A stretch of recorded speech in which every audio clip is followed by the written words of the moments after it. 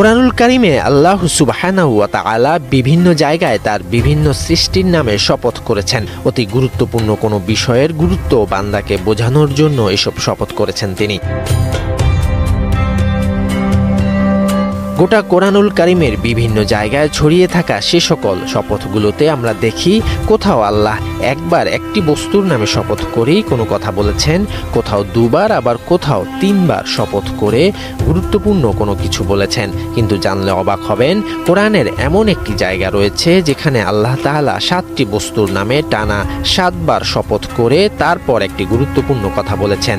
আর সেই কথাটি রয়েছে 30 নম্বর পারার সূরা শামসের ভেতরে।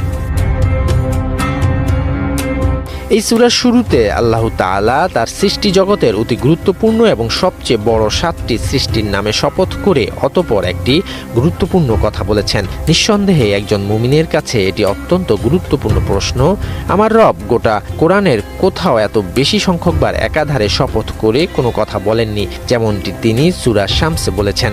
তাহলে কি সেই গুরুত্বপূর্ণ কথা, কি তার মূল্য? চলুন জেনে নেই কোন সেই গুরুত্বপূর্ণ কথা যা বলার জন্য আল্লাহ রাব্বুল আলামিন 7 বার শপথ করেছেন।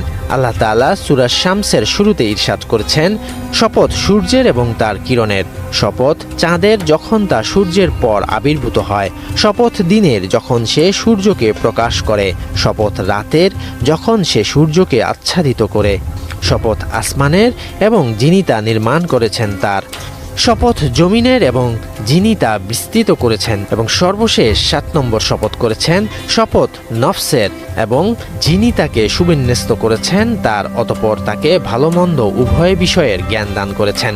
উল্লেখিত আয়াতসমূহে আল্লাহ তাআলা চন্দ্র সূর্য, দিন রাত, আসমান জমিন এবং মানুষের শপথ করে যে গুরুত্বপূর্ণ কথাটি বলেছেন তা হলো এই পৃথিবীতে আল্লাহর সৃষ্টি জগতের ভেতরে সফল সার্থক জীবন সাধনে সিদ্ধ একমাত্র সেই ব্যক্তি যে নিজেকে সংশোধন করতে পেরেছে, আর সেই ব্যর্থ হয়েছে যে নিজেকে কলুষিত করেছে। অর্থাৎ আত্মশুদ্ধির মাধ্যমে যে ব্যক্তি নিজের সমস্ত ভুল থেকে মুক্ত হয়ে খাঁটি মানুষের রূপ নিল সেই সফল, আর যে ব্যক্তি তার ভুল ত্রুটি সঙ্গে নিয়েই জীবন পার করলো, নিজেকে সংশোধন করতে পারল না, সে দুনিয়া ও আখিরাতে ক্ষতিগ্রস্ত। কথাটি শুনতে হয়তো ছোট মনে হচ্ছে, কিন্তু আসমান জমিনের মালিকের কাছে তা অত্যন্ত গুরুত্বপূর্ণ, যে কারণে তিনি কথাটি বলতে গিয়ে টানা 7 বার শপথ করেছেন। কাজেই বোঝা গেল একজন মুমিনের কাছে আত্মসংশোধনের চেয়ে গুরুত্বপূর্ণ কোনো ইস্যু তার জীবনে হতে পারে না। আল্লাহ আমাদের সকলকে আত্মসংশোধনের তৌফিক দান করুন।